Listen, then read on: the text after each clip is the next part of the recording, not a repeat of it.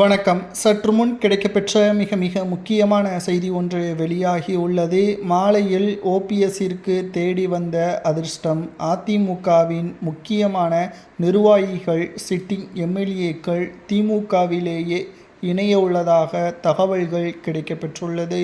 OPS அவர்கள் எடுத்த முடிவுதான் சரியானது. அதிமுகவை நம்பி நாங்கள் சென்றுவிட்டோம். அங்கு எடப்பாடி பச்சை துரோகி, அவரது தலைமை சரியில்லை. எம்ஜிஆர் அவர்கள் உருவாக்கிய அதிமுக, ஜெயலலிதா அவர்கள் சிறப்பாக வழிநடத்திய அதிமுக மக்கள் மத்தியில் தற்பொழுது முழுவதுமான எதிர்ப்பு அலைகள்தான் இருக்கிறது. 234 தொகுதிகளில் 90 இடங்களில் டெபாசிட்டை இழக்கும், எதிர்க்கட்சி அந்தஸ்தை இழக்கும். 20 நிறுவனங்கள் நடத்திய கருத்து கணிப்பில் அதிமுக ஆட்சியை பிடிப்பது மிகப்பெரிய கடினம் என்ற கருத்து கணிப்புகளையும் நம்மால் பார்க்க முடிகிறது. திராவிட முன்னேற்ற கழகம் 2வது முறை ஆட்சியை அமைக்கும். அது மட்டுமல்ல, எதிர்க்கட்சியாக விஜய் அவர்கள் வருவதற்கு கூட அதிகளவு வாய்ப்புகள் இருப்பதாக தகவல்களும் கிடைக்கப்பெற்றுள்ளது.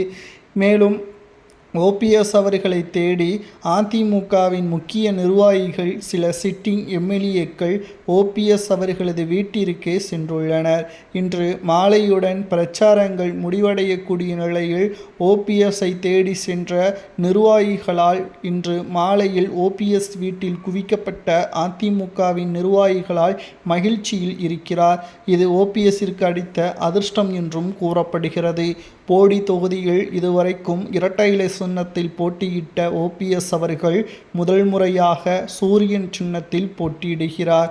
சூரியன் சின்னத்தில் இந்த முறை அதிமுகவின் வேட்பாளரை படுதோல்வி அடைய வைத்துவிட்டால் அதிமுகவில் இருந்து வந்த நிர்வாகிகளையும் திமுகவில் இணைத்து முக்கிய பதவிகளை பெற்றுக் கொடுப்பார்.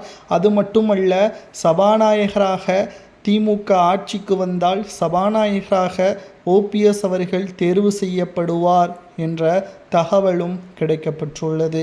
2026 சட்டசபை தேர்தல் ஓபிஎஸ்ஸிற்கான மிக முக்கியமான தேர்தல். ஏனென்றால் எடப்பாடியால் பல அவமானங்கள் பட்ட ஓபிஎஸ் அவர்கள் இந்த முறை நிச்சயம் ஆட்சியை திமுக பிடிக்க வேண்டும் என்ற முயற்சியில் ஈடுபட்டு வருகிறது. எடப்பாடி பழனிசாமி அவர்களால் ஒட்டுமொத்தமாக பாதிக்கப்பட்ட நிர்வாகிகள் திமுகவில் இணையப் போவதாக தெரிவித்தது சரியா தவறா என்பதை உண்மையான ஒவ்வொரு நிர்வாகிகளும் தொண்டர்களும் கமெண்ட் வாயிலாக கூறுங்கள். ஓபிஎஸ் அவர்களது பின்னால் செல்லலாமா அல்லது அதிமுகவில் எடப்பாடியுடனே இருக்கலாமா என்பதையும் கமெண்ட் வாயிலாக கூறுங்கள்.